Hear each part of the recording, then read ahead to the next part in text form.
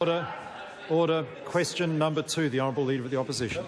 Mr. Speaker, my question is to the Prime Minister. Does he have confidence in all his ministers? The Honourable Prime Minister. Mr. Speaker, yes. The Honourable Leader of the Opposition. Speaker, when did he lose confidence in Dr Worth as a minister? The Honourable Prime Minister. Mr. Speaker, last Tuesday afternoon. The Honourable Leader of the Opposition. Mr. Speaker, why, having been given information on Tuesday of last week, did he wait a week before requiring the resignation of Dr Worth? The Honourable Prime Minister. Mr. Speaker, because anyone's entitled to natural justice, there was a process to work through and information to be reached. It took some days to get that information. I finally got the full information as I needed it by Monday and accepted the resignation of Dr Worth when I had that information. The Honourable Leader of the Opposition. Mr. Speaker, why did he lose confidence in Dr Worth?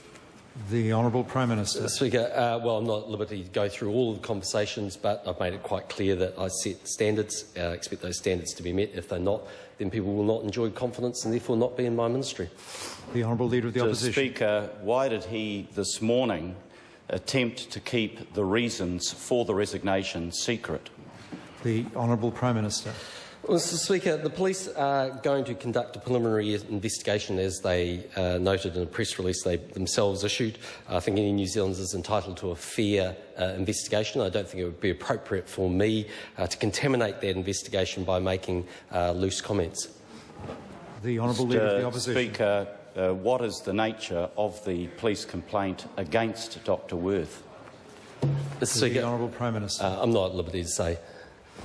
The Honourable Leader of the Opposition. Speaker, was Dr Worth meeting the high standards which Mr Key, on becoming Prime Minister, said he expected of ministers before this complaint that has caused this resignation? The Honourable Prime Minister. Mr. Speaker, to the best of my knowledge, yes. There have been instances where he could have improved his performance, and I pointed that out to him in relation to the Indian Trade Group. There was another incident that the member will be aware of. I investigated that and was satisfied that there was no questions to answer. Mr Speaker, why was the Prime Minister so indecisive in removing Dr Worth when, under his one strikes policy, he could have done it months ago? The Honourable Prime Minister. Mr. Speaker, because I'm a fair person and I believe in natural justice, when I found the information, well, the member might laugh, but I mean, everyone's entitled to at least getting to the bottom of the facts. It took a few days to do that.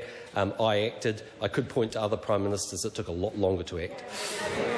Point of order, Mr Point Speaker. Of order, the Honourable Leader of the Mr Opposition. Speaker, I seek leave to table a statement by Mr Key this morning when he advised us that this was a private matter and he wouldn't be making further comment on it. That was before the press conference when he said that this was a matter serious enough to require resignation. The Leader of the Opposition will resume his seat when I call him to order. He has sought leave to table a press release of today. This is hardly consistent with what the Standing Orders Committee called for in terms of the tabling of documents, because this is clearly available to all members today and does not need to actually be tabled in this House to improve the information available to members. However, leave has been sought to table that press release. Is there any objection to it being tabled? There is. We come now to question. Dr Russell Norman. Thank you, Mr Speaker.